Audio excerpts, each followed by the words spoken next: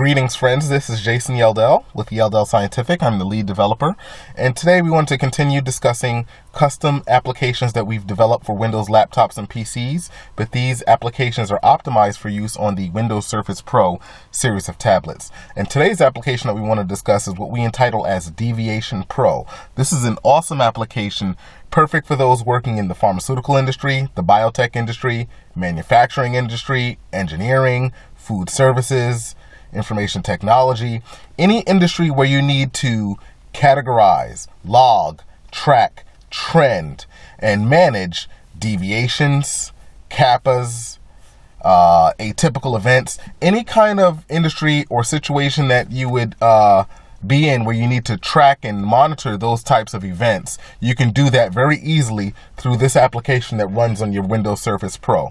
So let's say I'm a deviation, I'm an investigator. My job is to basically log deviations and atypical events as they occur. I then perform a root cause analysis investigation to determine the root of the problem, and then suggest some CAPAs, some corrective actions that need to be laid down to various departments to make sure that those things don't happen again.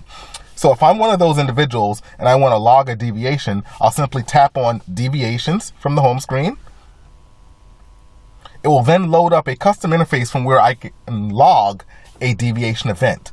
So let's say that my deviation event was due to, let's say that it was a out of specification result. Immediately you can notice that you get some quick metrics. The system immediately searches all available deviations on files to see if there's any other deviations of the type out of specification result. We currently see that there's 0 other out of specification result deviations that are currently logged, but that's just some convenient, quick, instant metrics that the system can provide you. So let's say that the incident of this OOS occurred on, let's keep this very simple, let's say that it occurred yesterday on the 20th, and it was noticed also on the 20th. And let's set an investigation due date. When is this deviation report due for investigation? Let's say that it's due a month from now. Let's give it a month and set it for February 21st. So immediately we can see that the next step is that we have to briefly describe the deviation event. And some text is automatically preloaded for you based on some fields that you've selected on the left-hand side. So let's say that on January 20th, it was discovered that let's say the thermometer in room 12 was out of calibration. I'm just making something up, but you can get the idea of how you can log these deviations. Out of calibration. And let's say that when I noticed that, there was a particular manufacturing run going on where they were filling some cosmetics. So let's say that lot 3001 CA is potentially affected by this thermometer being out of calibration. And let's also throw another lot in there. Let's say also lot 1, 2, 3, 4, 5 is also affected. You can put in whatever you want, but that will all be searchable by the metrics. And let's say, what did we do when we discovered this deviation event? So some text is automatically preloaded for us. Upon discovery of the event on the 20th, the following actions were immediately performed. Let's say that we stopped the manufacturing run. That's the first thing we did once we noticed that that thermometer was out of calibration. Stopped manufacturing run, and then we immediately notified our supervisor. So those are some common things that you would do. Okay, so we stopped the manufacturing run, notify supervisor, that's fine. And now, since we're just initiating this deviation, let's set a criticality level for it. We don't really know the root cause of it yet, but just based on what we know so far, let's say that this is a major event. We stopped the manufacturing run, so we would say that that's major. So now we can assign who do we want to apply these metrics to. This was during a manufacturing run, so let's assign it to the engineering group. They're going to be the ones who are assigned this particular deviation to figure out exactly what the root cause of it was. And then we can save the initiation. It will do that in the background. It will also automatically tap into Microsoft Outlook and create a task item for us, which is very convenient. But immediately, once we're brought back to the home screen, we see that we have some little notifications. We see that there is one unapproved deviation. That's the one that I just put in the system. And also we can see a quick list of all open items that have yet to be addressed. and that's the deviation 10005 that we just created. So that was the initiation. At this point, a supervisor, a manager, someone else will need to come in and approve my deviation so that we can start our investigation. So let's assume that I'm someone else. I come into the system and I want to view that deviation initiation. I will call it up by searching for existing deviations. I see that it's there. I'm going to open it up. That's fine.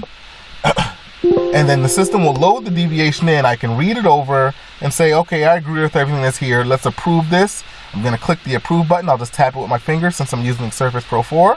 Say yes. And it will actually approve that deviation in the system and move it on to the next phase, which is root cause analysis investigation.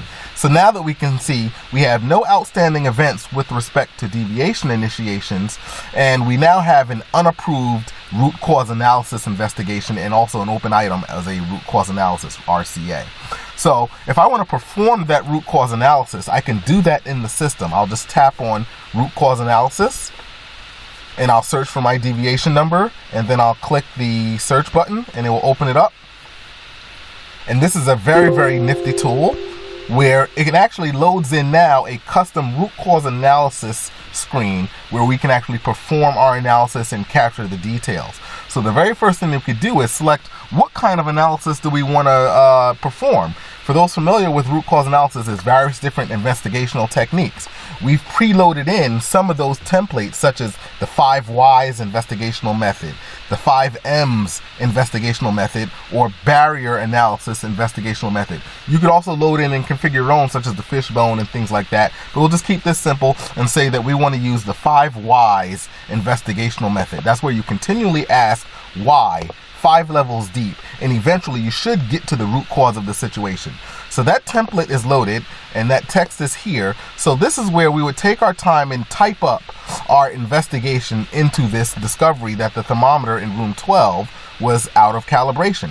So the text is preloaded, the boilerplate text that is. We can modify it to our content. So let's say that we do put that content in the system and we've determined that the thermometer was out of calibration because, and I'm just going to skip right to the end, the determined root cause of this was the room door was locked at time of recalibration. So basically the maintenance personnel couldn't recalibrate the thermometer because the room door was locked. So that's a very simple root cause analysis. So let's assign the type of root cause analysis. Let's assign this to personnel, right? And let's say that quality is impacted because remember that lot, the run had to be stopped. So we're going to really dictate that here and say, yes, quality was impacted by that room door being locked at the time that the thermometer should have been calibrated. The quality was impacted and that run was successfully stopped as it needed to be. Let's make this a major as well. And let's scroll down, and here's where we can assign some corrective actions. So let's just say that we want one corrective action to prevent this from ever happening in the future. Let's say that as a corrective action, all room doors will remain unlocked from the 1st to the 15th of the month, right? That's our corrective action. We'll maybe write an SOP that says all room doors have to remain unlocked between the 1st and 15th of the month. We'll set a CAPA plan owner who's going to be responsible for delivering that CAPA. Let's assign it to, let's say, the research group, but you can select any group that you want or any actual item that you want. And let's set a date for when that CAPA has to be completed. Let's set it for February 21st as well. And now we can actually save or approve this root cause analysis. Let's jump right to approving it since we're comfortable with it. Let's say, yes, we want to approve that root cause analysis. It's been approved in the system. We can now go back to the main menu and all is well. This is amazing that you can do this very conveniently on the surface. So now we're back to the main menu. We see that there's no outstanding investigations, but we do have one unapproved CAPA. We just created a corrective action plan for making sure that all the room doors are unlocked between the 1st and 15th. So if I'm the individual that was assigned the CAPA and I want to respond to it, I can then tap on CAPA plans and I can see the CAPA. I can read the details of it. I'm part of the research group, so I can see that the CAPA was assigned to me. I can then click on the search button. It will open it up in a custom dialog where I can respond directly to the CAPA. So let's say that the CAPA says that all room doors will remain unlocked from the 1st to the 15th of the month. And now I'm responding and saying, okay, SOP 123 was updated to reflect this change. So we update our SOP to say that the doors have to remain unlocked. I'm going to save that, and then I'm going to freeze it, which means locks it into the system so that it can't be edited. And then let's have this approved, and all is well within the system. And we've closed out the entire process. We have no more open items. Very, very, very easy to use on the Microsoft Surface. Very easy to use on your current Windows laptop or PC. All you need is Microsoft Office 2013 or higher, or Office 365 subscription, and you're pretty much ready to go. Your employees will love it. You can train them very easily on how to become a deviation writer, how to investigate various types of situations and atypicals, how to draft these root cause analysis, and also how to draft appropriately these corrective action plans. You don't have to have that much experience, but the software does make it easy for you. Now, you also see on the screen we have some metrics icons at the bottom. So if we want to see by type of the deviations, we can see all the possible deviation types. And if we just want to click on one, we can see that, nothing pops up, all is well. But if I click on one that I know exists, out of specification result, immediately it lets me know that there was one search result. There was a deviation that had an out of specification result. So all the metrics are kept within the system and easily reported. So root cause metrics by type, we can click on that. Let's say personnel, right? We know that there is one hit for that. And immediately we can also search for lots. Let's say we want to search for lot 1, 2, 3, 4, 5. We can do that within the system. And immediately lets me know, wait a minute, there is a deviation event tied to that lot. Very, very convenient. Very, very easy to use. It's available for instant download from the YeldellScientific.com website. And we look forward to talking with you more in the next video.